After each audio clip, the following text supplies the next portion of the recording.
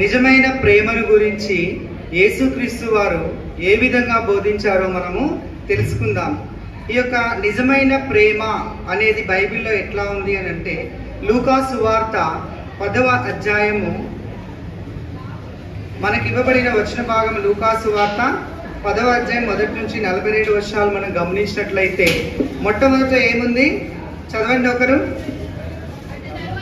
అటు తరువాత ప్రభువు 70 మంది ఇతరులను నియమించి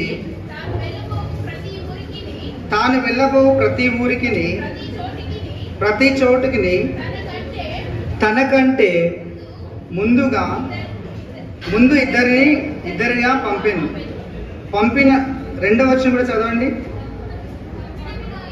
పంపినప్పుడు ఆయన వారితో ఇట్లనెను, కోత విస్తారముగా ఉన్నది కానీ పనివారు కొద్దిమంది, కాబట్టి కోత యజమానుని తన కోతకు పనివారిని పంప వేడుకొనుడి అన్నారు.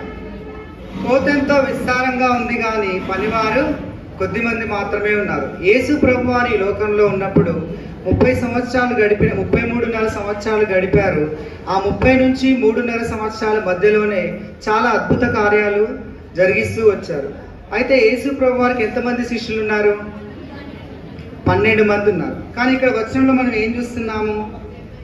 70 మంది ఇతర శిష్యులను నియమించుకున్నాడు. ఈ 70 మంది శిష్యులని ఎక్కడికి పంపాడు, ఎందుకు పంపాడు, తర్వాత ఆ 70 మంది ప్రయాణం కొరకు ఏ విధంగా వాళ్ళు సిద్ధపరచుకున్నారో మనం ఈరోజు తెలుసుకుందాం. ఆ పట్టణంలో 70 మంది చేయవలసిన కార్యక్రమాలు ఏంటి అనేది మనము తెలుసుకుందాం. మొట్టమొదటిగా 70 మంది శిష్యుల్ని ఎందుకు పంపాడు శిష్యులు 70 మందిని? చెప్పండి. కోత ఎంతో విస్తారంగా ఉంది కానీ పనివారు కొద్దిమంది మాత్రమే ఉన్నారు. ఆయన యొక్క రాజ్య సువార్తను ప్రకటించడానికి దేవుడు ఏం చేశాడు? 70 మంది శిష్యుల్ని ఏర్పరచుకొని పట్టణంలోనికి ప్రవేశించమని చెప్పాడు. తర్వాత ఈ 70 మంది ప్రయాణం కొరకు ఎట్లా సిద్ధపడుతూ వచ్చారు? మనమైతే ఎప్పుడైనా ప్రయాణానికి వెళ్ళినప్పుడు ఏం చేస్తాం? మన సంచిలో బ్యాగ్లో ఏమేమి పెట్టుకుంటాము? ఒక జత బట్టలు, ఇంకా చెప్పులు వేసుకొని, ఇంకా ఏమైనా కావాల్సిన ఐటమ్స్ అన్ని కూడా సంచిలో పెట్టుకొని వెళ్తాం. కానీ ప్రభువైన యేసుక్రీస్తు వారు ఇక్కడ వారికి ఏం సెలవిచ్చారు? చదవండి 4వ వచనము. మీరు సంచినైనను జాలనైనను చెప్పులనైనను తీసుకొని పోవద్దు, త్రోవలో ఎవరినైనా కుశల ప్రశ్న అడగవద్దు, మీరు ఏ ఇంటనైనా ప్రవేశించినప్పుడు ఇంటికి ఏం కలగాలి? మనం ఎక్కడ ప్రవేశించినా కూడా ఆ ఇంటికి సమాధానం కలగాలి అంటాడు. సమాధాన పడి వాళ్ళు ఉన్నప్పుడు మనల్ని చేర్చుకుంటే ఆ ఇంట్లో ఏం కలుగుతుంది? సమాధానం అనేది కలుగుతూ ఉంది. 6వ వచనంలో చూస్తే, సమాధాన పాత్రుడు అక్కడ ఉండిన యెడల మీ సమాధానము అతనితో నిలిచి ఉంటుంది అంటున్నాడు.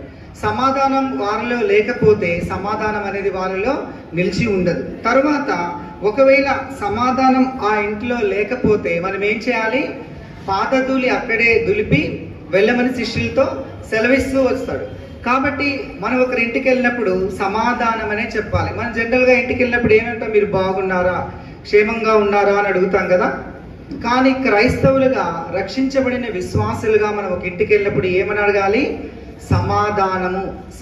యేసుక్రీస్తు వారు సమాధానకు కర్త, ఆయన అల్లరికి కర్త కాడు కదా.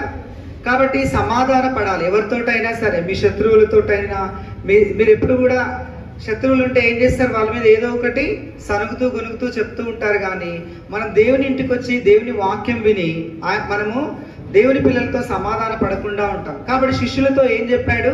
ఎవరింటికి వెళ్ళినా కూడా సమాధాన పడమని చెప్తూ వచ్చాడు. కాబట్టి ఈ 70 మంది తమ ప్రయాణం కోసం ఎట్లా సిద్ధపడుతూ వచ్చారు? సంచినైనను జోలనైనను తీసుకోకుండా ఏం తీసుకెళ్ళమన్నాడు?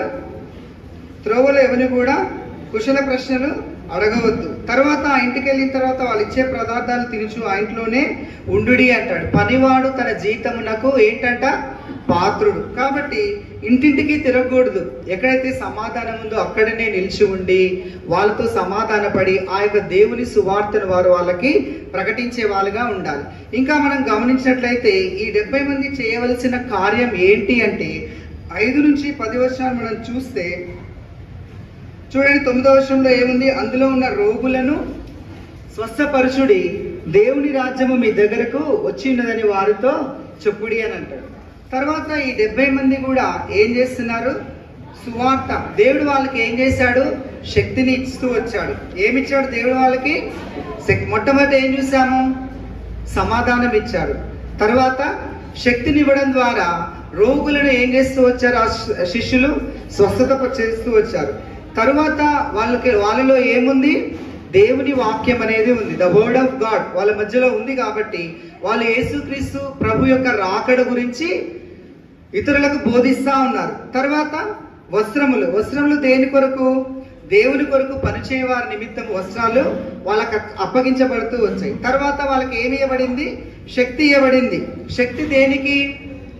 దేవుని శక్తి వాళ్ళకి ఇవ్వబడింది. ఎందుకు అంటే ఏది కూడా వాళ్ళకి ఎంత మాత్రము కూడా హాని చేయదు అని. చూడండి 19వ వచనంలో మనం గమనించినట్లయితే లూకా సువార్త 10వ అధ్యాయం 19వ వచనం చదవండి. ఇదిగో పాములను తేలును త్రొక్కుటకు శత్రువు బలమంతటి మీదను మీకు అధికారము శత్రు బలమంతటి మీద అధికారము అనుగ్రహిస్తూ ఇవ్వడం ద్వారా వాళ్ళకి ఏమొచ్చింది? శక్తి. ఏది కూడా ఎంత మాత్రము హాని చేయకుండా దేవుని శక్తి అనేది వాళ్ళ మధ్యలో ఉంటూ వచ్చింది. తర్వాత దేవుడు ఇంకా ఏమిచ్చాడు? భద్రతను కూడా వారికి ఇస్తూ వచ్చాడు కదా. ఆయన యొక్క కేడము, ఆయన భద్రత శిష్యులకు అనుగ్రహిస్తూ వచ్చాడు. కాబట్టి దేవుని సువార్తను వాళ్ళు ప్రకటిస్తూ ముందుకు సాగుతూ ఉన్నారు. ప్రకటించినప్పుడు దేవుడు అక్కడ ఒక హెచ్చరిక చేస్తూ వచ్చాడు. ఆ పట్టణంలో కొన్ని పట్టణాలకు దేవుడు ఏం చేశాడు? శపిస్తూ 12వ వచనం చదవండి. లూకా సువార్త 10:12 గట్టిగా చదవాలి. ఆ పట్టణపు గతి కంటే సొదొమ పట్టణపు గతి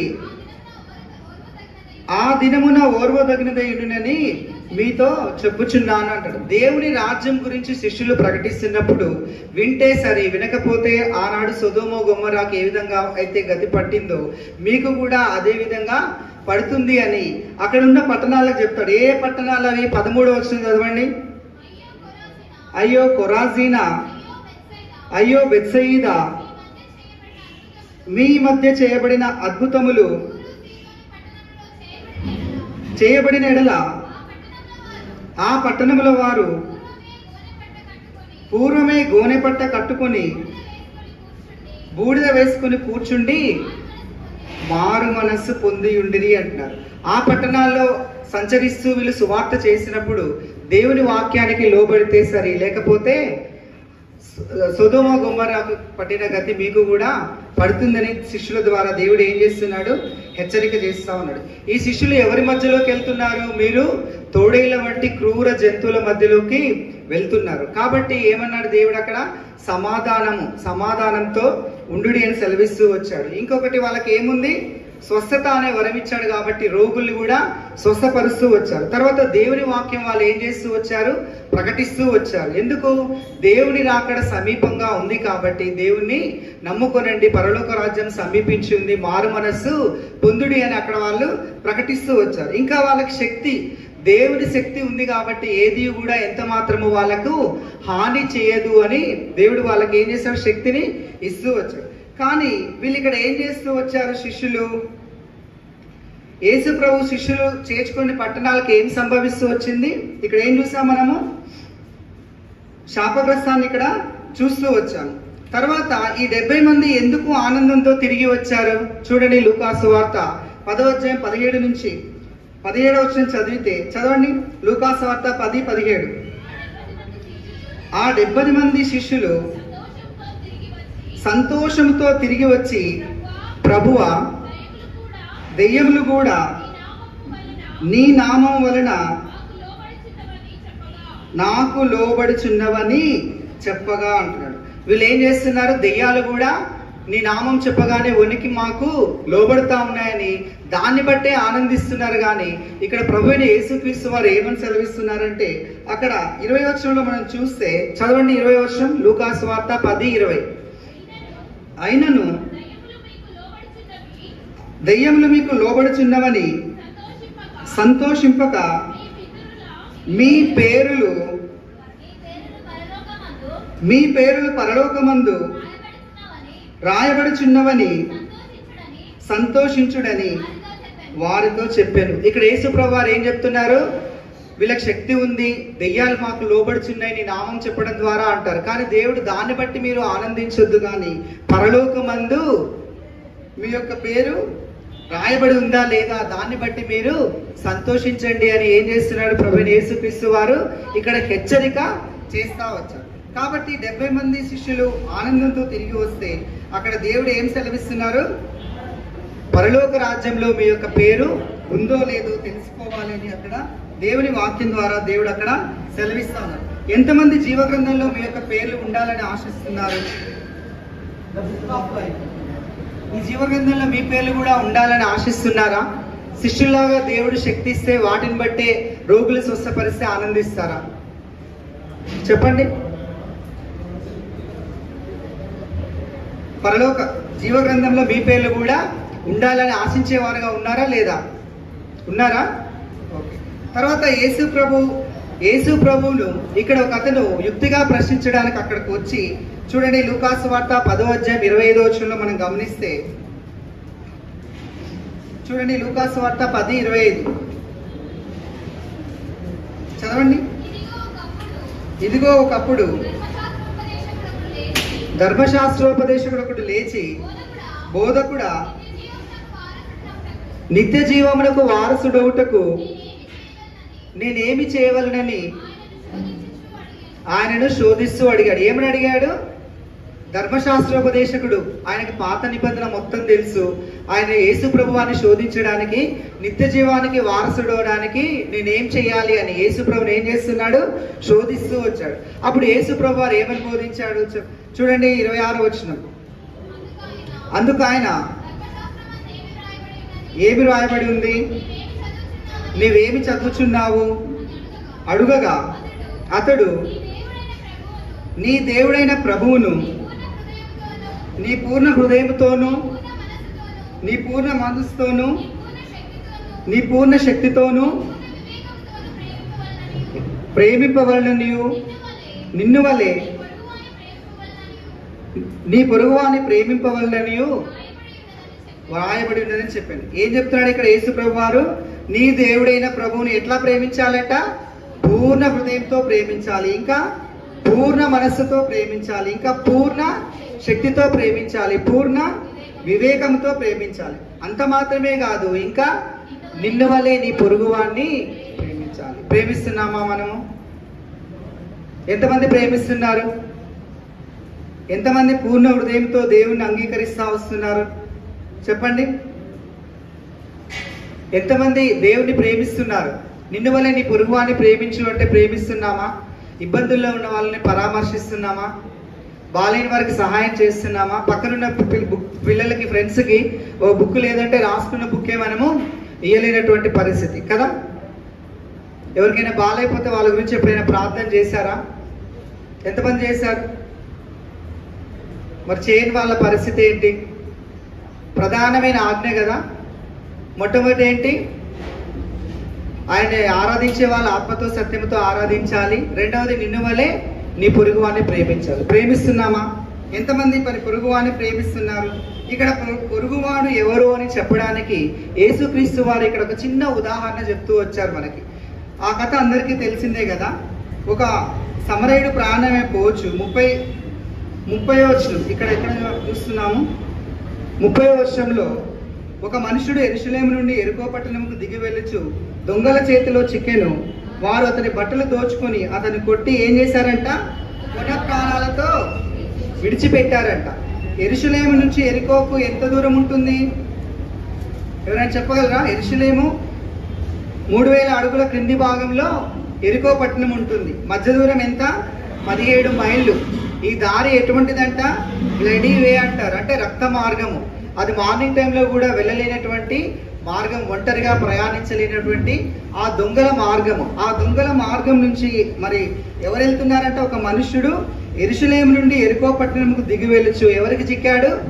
దొంగల చేతికి చిక్కాడు. ఇక్కడ యేసు ప్రభు వారు ఒక ఉపమానం చెప్తున్నారు. నిజమైన పొరుగువాడు ఎవరు అంటే, నిన్ను వల్లే నీ పొరుగువాన్ని ప్రేమించమనడానికి ఇక్కడ ఒక ఉదాహరణ చెప్తూ వచ్చారు. ఈ సమరయుడు మరి పోయినప్పుడు, కొన ప్రాణంతో ఉన్నప్పుడు అక్కడ ఏం జరిగింది? అప్పుడు ఒక యాజకుడు ఆ త్రోవనకు వెళ్ళుట తటస్థించెను. చదవండి 31వ వచనము. అతడు అతన్ని చూచి పక్కగా పోయెను. అలాగునే లేవీయుడొకడు ఆ చోటకు వచ్చి చూచి ఏం చేశాడు? ఎవరు వచ్చాడంట? లేవీయుడు వచ్చాడంట. చూచి పక్కకి వెళ్తూ వచ్చాడు. ఇంకొకరు ఎవరు వచ్చారు? యాజకుడు కూడా యాజకుడు కూడా చూశాడు, కానీ అతన్ని ఏమీ చేయలేకపోయారు. యాజకులు అంటే ఏం చేస్తారు వాళ్ళు చెప్పండి? యాజకులు మందిరంలో సేవ చేస్తారు. యాజకులు ఏం చేస్తారు? గట్టి చెప్పాలి. మందిరంలో సేవ చేస్తారు. లేవీయులు, యాజకుడేమో మందిరంలో సేవ చేస్తారు, లేవీయులు మందిరంలో ఇతర పనులు చేస్తూ ఉంటారు. కానీ ఇక్కడ ఏం చేశాడు యాజకుడు? చదివారా? యాజకుడు త్రోవను వెళ్ళుట తటస్థించెను. అతడు దాన్ని చూచి ప్రక్కగా పోయాను. అలాగనే లేవీయుడు ఒకటి వచ్చి చూచి ప్రక్కగా పోయాను. అయితే ఒక సమరయుడు ప్రయాణమే పోవచ్చు. అతడు పడిన చోటుకి వచ్చి ఆ సమరయుడు ఏం చేశాడు? సమరయులు ఏంటి? యూదులకు వ్యతిరేకంగా ఉండేవాళ్ళు. అయినప్పటికీ కూడా ఆ సమరయుడు ఏం చేశాడంట? అతని దగ్గరికి పోయి అతని మీద జాలిపడి, 34వ వచనం చదవండి. అతని చూచి అతని మీద జాలిపడి, గట్టి చదవాలి, దగ్గరికి పోయి నూనెయు ద్రాక్షారసమును పూసి అతని గాయములను కట్టి తన వాహనం మీద ఎక్కించి ఒక పూటకుల్ల వాని ఇంటికి తీసుకొని పోయి అతన్ని ఏం చేశాడంట? పరామర్శించాడంట. ఇక్కడ అర్థమైపోయిందా ఎవరు పొరుగువారు అంటే? నిజమైన పొరుగువాడు ఎవరు ఇక్కడ? మంచి సమరయుడు. ఏం చేశాడు? అతని గాయాల్ని కట్టాడు, నూనె పోసాడు, ద్రాక్ష ఏం చేశాడు? ఇక్కడ జాలిపడి దగ్గరికి పోయి నూనె ద్రాక్ష రసం పోసి అతని గాయాల్ని కట్టి వాహనం మీద ఎక్కించుకొని పోయి అక్కడ పూటకుల ఇంటి వాని దగ్గర చేర్చాడు. చేర్చడమే కాకుండా ఏం చేశాడు? అక్కడ 35వ వచనం. మరునాడు అతను 2 దేనారములు తీసి ఆ పూటకుల వానికి ఇచ్చి, ఇతని పరామర్శించుము, నీవు ఇంకేమైనా ఖర్చు చేసినట్లా నేను మరలా వచ్చినప్పుడు అది నీకు ఇస్తానని చెప్తూ వచ్చాడు. కాబట్టి కొర ప్రాణంతో ఉన్నటువంటి ఆ మనుష్యుడిని ఇప్పుడు ఇక్కడ ఎవరు పొరుగువాడుగా రక్షిస్తూ వచ్చారు? మంచి సమరయుడు, గుడ్ సమరైటన్. ఇతను ఏం చేశాడు? అతన్ని గాయాలు కట్టాడు, నూనె ద్రాక్ష రసంతో గాయాలను కట్టి పూటకుల వాని ఇంటి దగ్గర చేర్చి అతన్ని మంచిగా పరామర్శిస్తూ వచ్చాడు. కాబట్టి ఇక్కడ యేసు ప్రభు వారు నిజమైన పొరుగువాడు ఎవరో ఇక్కడ మనకు ఈ బైబిల్లో చూపిస్తా ఉన్నారు. మన థీమ్ ఏంటి? నిజమైన ప్రేమను గూర్చి బోధించుట. మన లెసన్ ఏంటి ఈరోజు? నిజమైన ప్రేమను గూర్చి యేసు బోధించాడు. ఈ అధ్యాయంలో ఇప్పుడు మనం చూసాం కదా, నిజమైన ప్రేమ అనేది ఎవరు చూపించారు? మంచి సమరయుడు చూపిస్తూ వచ్చాడు. కాబట్టి యేసుక్రీస్తుని యుక్తిగా ప్రశ్నించాడు, నిత్య జీవానికి వారసుడవుటకు నేనేం చేయాలి అని అంటే, ఏం చేయాలి? ఇతరుల మీద జాలి, దయ, కనికరాన్ని చూపించాలి. అప్పుడు ఇక్కడ ఎవరు చూపించారు జాలి, దయ? మంచి సమరయుడు చూపి. మరి మీరు కూడా చూపిస్తారా మంచి సమరయులాగా? మరి యేసు ప్రభు వారు జవాబు ఏమిచ్చారు? ఆ యొక్క ధర్మశాస్త్రోపదేశకుడు అడిగిన ప్రశ్నకు, నిత్య జీవానికి వారసుడు అవ్వాలి అంటాడు కదా, అడిగినప్పుడు యేసు ప్రభు వారు ఏం సమాధానం ఇచ్చారు? ఇక్కడ చదివాము 26, 27 వచనాల్లో ఏం చదివాము? నీ పూర్ణ హృదయముతో, గట్టి చెప్పండి, పూర్ణ హృదయముతో, పూర్ణ మనస్సుతో, పూర్ణ శక్తితో, పూర్ణ వివేకముతో ప్రేమింపవాలి, నిన్ను వలె నీ పొరుగువాడిని. ఇక్కడ యేసు ప్రభు వారు ఎవరిని సాదృశ్యంగా చూపించారు? మనకి మంచి సమరయుడిని చూపిస్తూ వచ్చారు. కాబట్టి మన జీవితంలో కూడా పొరుగువాడు ఎవరు అంటే, ఇతరుల మీద జాలి, దయ, కనికరము చూపించేవాళ్ళు నిజమైన పొరుగువాడుగా చెప్పుకోవచ్చు. కాబట్టి ఇంకా యేసు ప్రభుకు మరి నీవు నేను మంచి పొరుగువాడిగా ఉండాలని ఆశపడుతున్నారా? ఆ యేసు ప్రభు వారు ఏం చేశారు? కలువరి శిలువలో నీ కొరకు నా కొరకు రక్తాన్ని చిందించాడు. తర్వాత శిలువలో బలియాగమై మరణించి తిరిగి లేచాడు. ఇంకా మీ పాపాలు ఒప్పుకోకపోతే, ఆయన ఇంకా రక్షకుడిగా అంగీకరించకపోతే, ఇంకా నువ్వు మంచి పొరుగువాడిగా యేసు ప్రభుకి లేకపోతే నిత్య జీవానికి వారసుడు కాలేవు, వారసురాలవు కాలేవు. కాబట్టి ఇదే మంచి సమయం, ఇదే రక్షణ దినం కదా. ఎన్నో బీబీఎస్లు వెళ్ళిపోయి ఉంటాయి, కానీ నువ్వు రక్షించబడ్డావా? ప్రతి బీబీఎస్లో మరి యాదృచ్ఛికంగా వచ్చే వెళ్ళిపోతున్నావా? ఏదో ఒక లెసన్ ద్వారా దేవుడితో మాట్లాడితే నిజమైన రక్షణ అనేది నీ హృదయంలో కలిగిందా లేదా? ఒకవేళ నువ్వు మంచి సమరయుడిగా మంచి పొరుగువాడుగా లేకపోతే ఈరోజే ఏం చేయాలి? తీర్మానం చేసుకోవాలి. ప్రభా, నేను నీ కొరకు మంచి పొరుగువాడిగా ఉంటాను, నిన్ను వల్లే నీ పొరుగువాడిని ప్రేమించు అనే ప్రధాన ఆజ్ఞ నేను కూడా నా జీవితంలో కొనసాగిస్తానయ్యా, నా పాపాలు క్షమించు. మరి ఆ ధర్మశాస్త్రోపదేశకుడు ఏమడిగాడు? నిత్య జీవానికి వారసులకు ఏం చేయాలి అన్నాడు. మరి నేను కూడా నిత్య జీవానికి వారసుడు అవ్వాలని ఆశపడుతున్నాను. మరి మీ పేరు కూడా జీవగ్రంథంలో లిఖించబడాలని ఆశపడుతున్నారా లేదా? ఆశపడాలంటే మరి ఏం చేయాలి? పూర్ణ హృదయంతో పూర్ణాత్మతో ఆయనను సేవించాలి. నిన్ను వల్లే నీ పొరుగువాడిని ప్రేమించాలి. ఉందా ఆ ప్రేమ, ఆ జాలి ఉందా, ఆ కరుణ ఉందా? లేకపోతే ఇప్పుడే తీర్మానం చేసుకోవాలి. ప్రభా, నేను నీ కొరకు మరి ప్రభా నువ్వు నా కొరకు ఎంతో త్యాగం చేసావు. ఆ కలువరి శిలువలో రక్తాన్ని కార్చావు, మరి ఇంకా మరణించి తిరిగి లేచావు. ప్రభా, ఆ కలువరి శిలువలో ఆ రక్తంలో నా యొక్క పాపాలు కడిగి నేను నీకు మంచి పొరుగువాడిగా ఉంటాను, నిత్య జీవానికి వారసుడుగా ఉండడానికి నన్ను కూడా ఒక అర్హమైన పాత్రగా చేయి ప్రభా అని తీర్మానించుకోవాలి. ఎంతమంది తీర్మానించుకుంటారు ఈ లెసన్ ద్వారా? నిజమైన ప్రేమ అనేది ఇతరులకు చూపిస్తారా? చెప్పండి. యేసు ప్రభు వారికి ఎంతమంది మంచి పొరుగువారుగా ఉంటారు? పొరుగువాడు అంటే ఇతరుల మీద జాలి, దయ, కనికరాన్ని చూపించేవారుగా ఉండాలి. ఉంటారా? చెప్పండి, గట్టిగా చెప్పాలి. ఎంతమంది తీర్మానించుకుంటారు? ఎవరు చేతులు లేపట్లా, గట్టిగా బాయ్స్ గట్టిగా చెప్పాలి. ఇంకా ఎవరు పొరుగువారు అని అంటే ఇక్కడ లూకాసు వార్త 10వ అధ్యాయం 38వ వచనంలో దేవుడు ఏం చేశాడు? అక్కడ యేసు ప్రభు వారు బేతనియాలోకి ప్రవేశించి మరియా ఇంటికి, మరియా మార్తా ఇంటికి వస్తాడన్నమాట. అక్కడ మరియా ఏం చేస్తుంది? యేసు పాదముల దగ్గర కూర్చొని ఆయన యొక్క బోధ వింటా వస్తా ఉంది. మార్తా అయితే విస్తారమైన పనుల్లో ఉండి మరి యేసు ప్రభు బోధ వినలేకపోతా ఉంది. కానీ ఇక్కడ యేసు ప్రభు వారు ఏమంటారు చూడండి, 40వ వచనంలో మార్తా విస్తారమైన పని పెట్టుకున్నట చేత తొందరపడి ఆయన ఎదుకు వచ్చి, ప్రభువా, నేను ఒంటరిగా పని చేస్తున్నాను, నా సహోదరులను విడిచిపెట్టినందున నీకు చింత లేదా అని అంటుంది.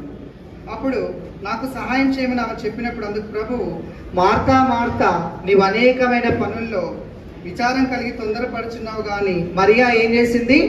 ఉత్తమమైనది ఎన్నుకుంది. ఉత్తమమైనది అంటే ప్రభువు యొక్క బోధలు, ప్రభువు యొక్క వాక్యం వింటూ వస్తుంది. మీరు కూడా ఏం చేస్తారు? విస్తారమైన పనులు పెట్టుకుంటారు. పొద్దున్న లేవగానే ఏం చేస్తారు? మొబైల్ ఆన్ చేసుకోవడము, టీవీ చూడడము, కంప్యూటర్ గేమ్స్ ఆడడము, లేకపోతే యూట్యూబ్లో షార్ట్స్ చూడడము చేస్తూ ఉన్నారు కదా. ఎంతమంది చేస్తున్నారు ఈ పనులు? చెప్పండి. అనుదినము ఆయన యొక్క రక్షణ సువార్తను మనం వినాలి. మంచి పొరుగువారుగా ఉండి మంచి సాక్ష్యం కలిగిన జీవితాన్ని మనము కలిగి ఉండి మీ యొక్క మాదిరికరమైన జీవితం ద్వారా ఇతరులని వెలిగించేవారుగా ఉండాలి. అన్ని జనులకు మీరు ఎట్లా ఉండాలి? వెలుగుగా ఉండాలి. విశ్వాసం క్రియలు లేకపోతే ఏమైపోతుంది? మృతమైపోతుంది కదా. విశ్వాసం ఉంది, యాదృచ్ఛికంగా రక్షించబడిన క్రైస్తవుడు అనే చెప్పుకుంటావు, కానీ మరి దేవుని దగ్గరికి రాలేని వారుగా ఉంటాం. అనుదినము ప్రతి ఉదయమున ఆయన యొక్క కృపావార్తతో మనం ఏం చేయాలి? నింపబడాలి. మరియా ఏం చేసింది? ఉత్తమమైన దానిని ఎంచుకుంది. మనం కూడా ఏం చేయాలి? ప్రభు యొక్క వాక్యాన్ని అనుదినము వినాలి. ఆయన యొక్క బైబిల్ వాక్యం చదవాలి. నీ వాక్యము బహువేగముగా పరిగెత్తును అని ఉంది కదా. నీ వాక్యము నా పాదములకు దీపము, నా త్రోవకు వెలుగైంది. కాబట్టి మనం అనేక సార్లు తప్పిపోతూ ఉంటాం. తప్పిపోయినప్పుడు దేవుని దగ్గరకు వచ్చినప్పుడు దేవుడు వాక్యం ద్వారా మనతో ఏం చేస్తాడు? మాట్లాడుతూ వస్తాడు. కాబట్టి మనకి ఈ లోకంలో రక్షణ అనేది ఉచితం కానీ పరలోకం అనేది ఉచితం కాదు కదా. పరలోకానికి వెళ్ళాలంటే ఈ లోకంలో ఏం చేయాలి? కొంత క్రయం చెల్లించాలి. ఎట్లా? ఒక మంచి సమరయుడుగా, నిన్ను వలె నీ పొరుగువాడిని ప్రేమించు అంటే యేసు ప్రభువుని సొంత రక్షకునిగా అంగీకరిస్తాం కానీ క్రియలు మనలో ఉండవు. కాబట్టి నిజమైన పొరుగువారు ఎవరు అని అంటే ఇతరుల మీద జాలి పడేవారు, ఒక మంచి సమరయుడుగా ఉండాలి. తరువాత యేసుక్రీస్తుకు మంచి పొరుగువారుగా ఉండాలి అని అంటే ఆయన యొక్క వాక్యాన్ని మనం అనుదినము ధ్యానించాలి. మరి వాక్యం గురించి ప్రార్థన చేయాలి. వాగ్దానాలు ఎత్తి ప్రార్థన చేసినప్పుడే మన జీవితంలో ఏం జరుగుతాయి? అద్భుతాలు అనేవి జరుగుతూ వస్తాయి కదా. కాబట్టి ఇక్కడ ఒక కథ చెప్పదలుచుకున్నాను. ఒక బిల్లి అనే ఒక బాబు ఉంటే సైకిల్ మీద వెళ్తూ వస్తుంటాడు. సైకిల్ మీద వెళ్తూ వచ్చినప్పుడు అక్కడ ఏం జరిగిందంటే రోడ్డు మీద ఏదో అడ్డొచ్చి అతను కింద పడి సైకిల్ నుంచి కింద పడతాడు. పడినప్పుడు అతనికి చేతికి కాళ్ళకి ఏమవుతుంది? గాయాలు అవుతాయి. అయితే పక్కన ఉన్నటువంటి టామీ అనే బాబు ఏం చేస్తాడు? అతను చూసి వెళ్ళిపోతాడు, కానీ అతను లేపడు, అతన్ని పరామర్శించడు. తర్వాత ఇంకో పాప వాళ్ళ ఇంటి పక్కన వాళ్ళ క్లాస్మేట్ ఒక పాప వచ్చి ఏం చేస్తుంది? చూస్తుంది, కానీ అతను కూడా కింద పడి ఉంటే ఏం చేసింది? లేపకుండానే వెళ్ళిపోయింది. అయితే ఎవరో దారుణ ఇంకో బాబు వెళ్తా ఆ యొక్క జిమ్మిని చూసి కింద పడితే గాయాలు అంతా తుడిచి, ఆ దుమ్మంతా తుడిచి సైకిల్ లేపి తనని ఏం చేస్తాడు? ఇంటికి తీసుకొని వెళ్ళి వాళ్ళ ఇంటి దగ్గర భద్రంగా అప్పచెప్తాడు. పొరుగున ఉన్న మన వాళ్ళే, మన స్నేహితులే, క్లాస్ వాళ్ళే, పక్కింటి వాళ్ళే కూడా చూసినప్పుడు సహాయం చేయలేదు. కానీ ఆ బాబుకి ఎవరో దూరం నుంచి వచ్చిన వ్యక్తి మాత్రం ఏం చేశాడు? తెలియకపోయినా సహాయం చేసి లేపి అతని గాయాలు, అతని దుమ్మంతా తుడిచి సైకిల్ లేపి వాళ్ళ ఇంటికి తీసుకుని వెళ్ళాడు. ఇక్కడ ఏమర్థమవుతుంది మనకి? పొరుగువాడు అంటే నిన్ను వల్ల నీ పొరుగువాడిని ప్రేమించమంటే ఇతరుల మీద జాలి చూపించడం అనేది అక్కడ మనకి కనిపిస్తుందా లేదా? కాబట్టి మీరు కూడా అట్లా ఉంటారా? ఇతరుల మీద జాలి పడతారా లేదా? కాబట్టి ఇక్కడ ఏం చూసాం మనం లెసన్లో? నిజమైన ప్రేమను యేసుక్రీస్తు వారు బోధించారా లేదా మనకి అధ్యాయం ద్వారా? ఎంతమంది చెప్పగలరు? ఏమేం చూసాం మనం ఈ అధ్యాయంలో? యెరూషలేము నుంచి యెరికోకి వెళ్ళే ఒక వ్యక్తి విషయంలో సమరయుడు ఏం చేశాడో చూసాం. యాజకుడు వచ్చాడు, లేవీయుడు వచ్చాడు, అతన్ని కాపాడలేదు. కానీ సమరయుడు వచ్చి అతని గాయాలు కట్టి పూటపూల ఇంటి వారి దగ్గర చేరుస్తూ వచ్చాడు. తర్వాత రెండవది, యేసు ప్రభువుకు మంచి పొరుగువారుగా ఉండాలి అని అంటే మరియా ఏం చేసింది? ఆయన యొక్క వాక్యాన్ని వింటూ వచ్చింది, ఆయన బోధలు వింటూ వచ్చింది. మనం కూడా అనుదినం ఏం చేయాలి? ఆయన యొక్క వాక్యాన్ని చదివి ఆయనకు సమీపంగా ఉండాలి. ప్రతి ఉదయం ఆయన కృపావార్తని ఏ విధంగా అయితే వినాలో వాక్యం మనకు సెలవిస్తూ ఉంది కదా.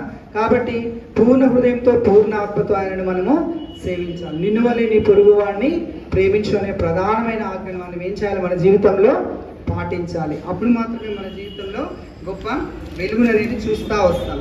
ఇంకా నేను కొన్ని ప్రశ్నలు అడుగుతాను, మీరు చెప్పాలి.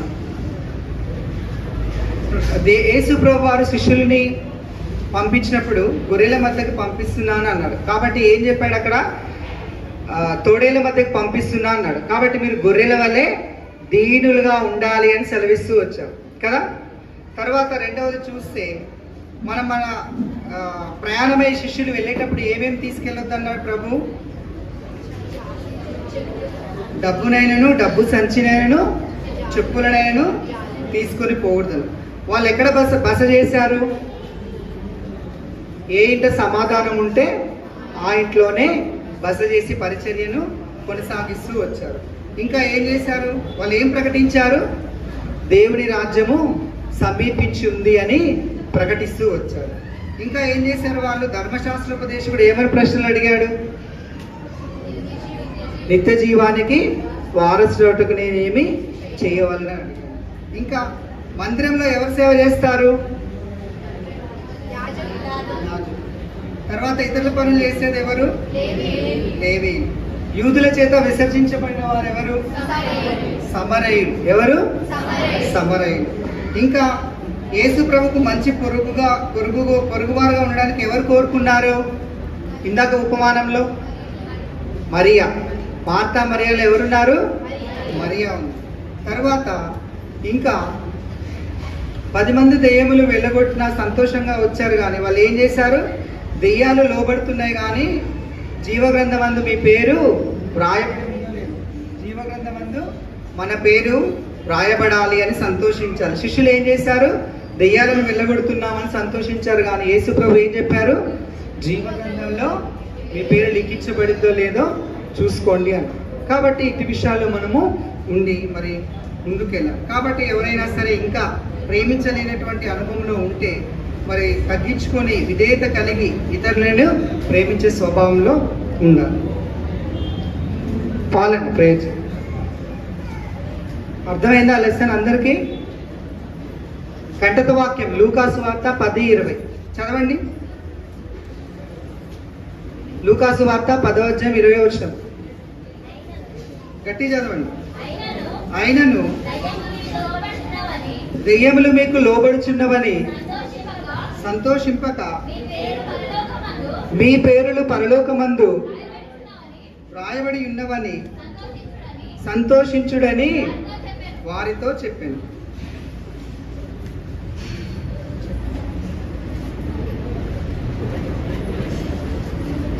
ప్రార్థన చేస్తాము. దయచేసి అందరూ మోకరించండి.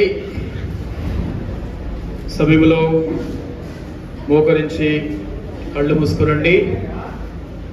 మీ పేరులు జీవగ్రంథమందు వ్రాయబడి ఉన్నాయా లేదా అనేది పరీక్షించుకోండి. దయచేసి అందరూ మోకరించి కళ్ళు మూసుకోండి. జీవగ్రంథములందు రాయబడకపోయినట్లయితే, ఎవరి పేరైనను జీవగ్రంథములో వ్రాయబడినట్టు కనబడకపోతే వాడు అగ్నిగుండములో పడవేయబడును అని పరిశుద్ధ గ్రంథ బైబిల్ సెలవిస్తా ఉంది. నీ పేరు జీవగ్రంథములో లేదు అని అనిపిస్తే నిత్య నరకానికి వెళ్ళవలసి వస్తుంది. అగ్ని ఆరదు, పురుగు చావనటువంటి స్థలము అది. అటువంటి స్థలముల నుండి రక్షించడానికి యేసుక్రీస్తు వారు నీ కొరకు లోకమునకు వచ్చి నీ కొరకు తన ప్రాణం పెట్టినాడు, రక్తమును కాచినాడు, చనిపోయినాడు, సమాధి చేయబడినాడు, 3వ దినమున మృత్యుంజయుడై తిరిగి లేచిన దేవుడు. కొద్ది సమయం మౌనంగా ఉండి ఒకసారి పరీక్షించుకోండి. నీ పేరు ఒకవేళ జీవగ్రంథంలో లేకపోతే అది ఎలాగో ఆ పేరును రాయించాలో అని నువ్వు ఆలోచన చేస్తే, మౌనంగా ఉండి నీ పాపమును నువ్వు ఒప్పుకున్నట్లయితే, నీ పాపములు ఒప్పుకొని పశ్చాత్తాపడి వాటిని విడిచిపెట్టినట్లయితే నీ పేరు వెంటనే జీవగ్రంథంలో రాయబడుతుంది. బ్రదర్స్ వినాలి, కళ్ళు మూసుకోండి. సెల్ ఫోన్లుగా కళ్ళు మూసుకోవాలి. మౌనంగా ఉండి ఒకసారి పరీక్షించుకో, నీ పేరు జీవగ్రంథం ఉందా లేదా. ఒకవేళ లేనట్లయితే నీ పాపం ఒప్పుకొని విడిచిపెట్టు, ఆయన జీవగ్రంథంలో రాస్తాడు.